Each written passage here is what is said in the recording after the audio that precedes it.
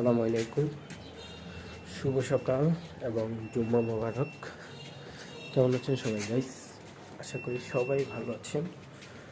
আজ বছরের একদমই শেষ প্রান্তে 26 ডিসেম্বর রোজ শুক্রবার, 10 পৌষ বাংলা মাসের, আর আরবি হচ্ছে 6 রজব।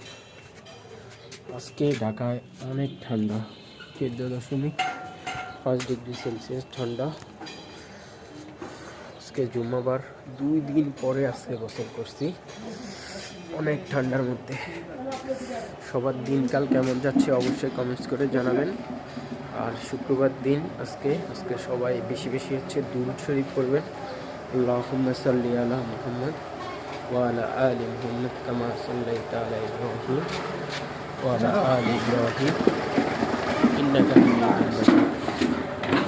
আর একজন মুসলিম হিসেবে আমাদের সবাই উচিত নামাজ কালাম পড়া। যদিও শয়তানের এসে ফজর নামাজটা পড়া হয় না, বাকি নামাজগুলো পড়া হয়।